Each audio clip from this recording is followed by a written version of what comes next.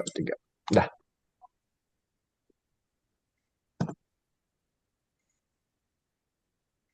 Langsung aja nih, Dek. Iya.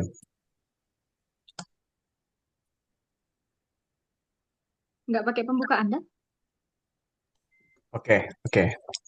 Ke dulu, nak. Bismillahirrahmanirrahim. Assalamualaikum warahmatullahi wabarakatuh. Eh, Kami dari kelompok satu akan menyampaikan presentasi melalui video ini dengan judul Hesitant Fuzzy Hypersoft Set untuk pengambilan keputusan yang kami review dari jurnal. Untuk anggotanya, yaitu ini Baby Cynthia, saya Muhammad Hafiz Al-Fajri, kemudian Suntari Eka Wilty Marliati. Untuk penyampaian pertama itu pada Unibaby, kepada Unibaby disilakan. Pada artikel ini membahas pengembangan model matematika baru yang disebut Hessian Fuzzy Hypersoft Set atau HFHS untuk meningkatkan akurasi dalam pengambilan keputusan di bawah ketidakpastian. Pengambilan keputusan sering melibatkan banyak kriteria dan preferensi yang kompleks, terutama ketika data bersifat ambigu atau tidak lengkap. Model ini menggabungkan konsep hesitant fuzzy set dan hypersoft set untuk menangani situasi di mana terdapat keraguan dalam menentukan nilai keanggotaan suatu elemen.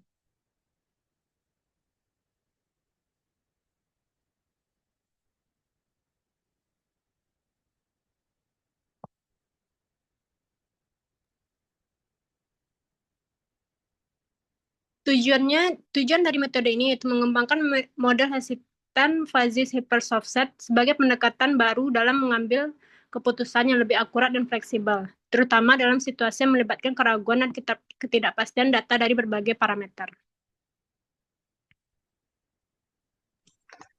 Selanjutnya, Wilty.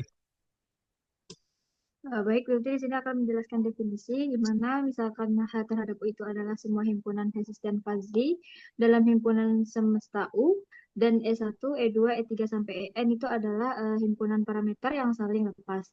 Misalnya AI itu adalah himpunan bagian tak kosong dari EI untuk setiap I-nya itu 1, 2 sampai N. Asisten fuzzy hypersoft set ini didefinisikan sebagai pasangan theta, A1 kali A2 sampai dikali AN, di mana theta kali A1, A2 sampai AN ini sama dengan kurang dari U, theta terhadap alpha, H terhadap U besar dari dibagi dengan U elemen dari U, HA terhadap U elemen H terhadap U. Himpunan semua asisten fuzzy hipersubset atas U dilambangkan dengan theta, gamma, di mana gamma itu untuk A1, A2 sampai AN, dan alpha elemen dari gamma. Next dah.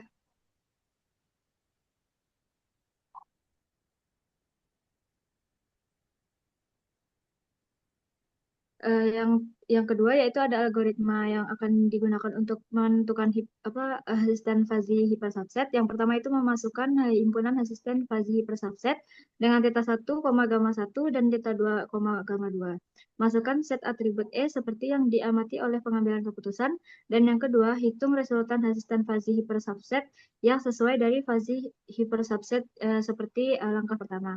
Yang keempat itu buatlah tabel dari theta 1 dan gamma 1. Gabungan dari theta 2, gamma 2 sama dengan theta per gamma, gamma. Langkah yang kelima yaitu menghasilkan CT dari asisten fuzzy softset dan hitung baris RI dan kolomnya itu adalah TI untuk I terhadap I. Yang langkah keenam itu menghasilkan skor dari I terhadap I kecil. Yang terakhir yaitu melakukan keputusan yang mendukung SK sama dengan max XI.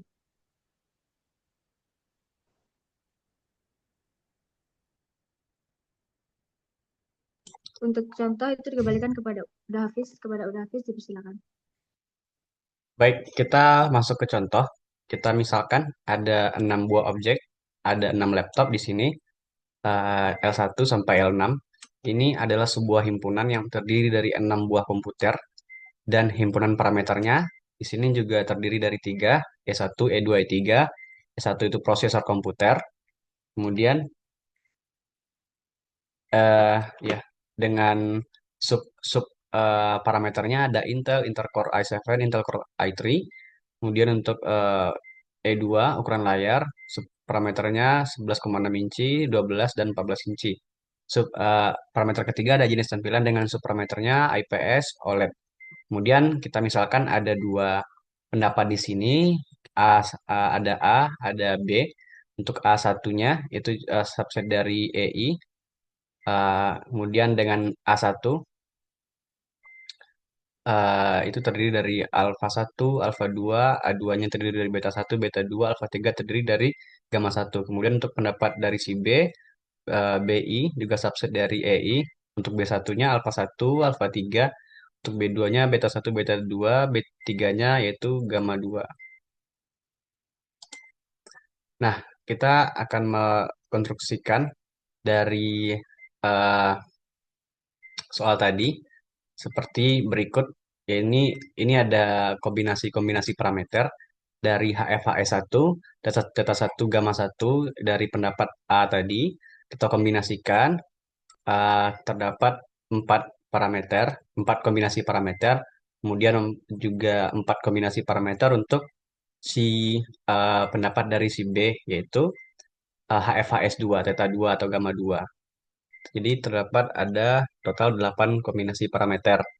Ini juga terdiri dari parameternya, kemudian dalam kurung ini objek per ini nilai keanggotaannya. Nilai keanggotaannya ada 3. Nah, kita perlu membentuk HFHS gabungan dari dua HFHS awal, yaitu dari theta 1, beta 1, dan theta 2, dan gamma 1, theta 1, gamma 1, dan theta 2, gamma 2. Nah, dengan menggunakan operasi AND atau N, gabungan. Nah, gabungan dari kedua himpunan ini kita menghasilkan HFHS baru. Ini theta, gamma yang memuat semua informasi dari dua HFHS sebelumnya. Tapi hanya untuk kombinasi parameter yang dipilih.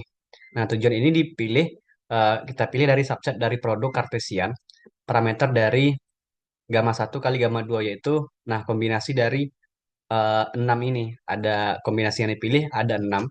Dari jurnalnya kita temukan ada 6 kombinasi parameter yang dipilih. Sebenarnya ada 16, cuman kini dipilih 6 karena 6 yang paling signifikan perbedaannya gitu. Nah, di sini ada tabel representasi, ya tabel 5. Ini ada gabungan eh, kombinasi dari subparameter tadi. Nah, ini ada keenamnya yaitu K1 kali M1 sampai K4 kali M4. Nah, ini tabelnya berisi nilai keanggotaan. Kita ambil yang paling minimum karena kita pakai operasi N atau operasi gabungan, jadi kita paling minimum untuk kehati-hatian atau meminimalisir resiko. Kita cari nilai rata-rata dan dari dua nilai rata-rata itu kita pilih yang paling minimum. Kemudian kita dapatkan tabel 5. Kemudian dari tabel 5 kita perbandingkan CT atau comparison table, tabel perbandingan ini.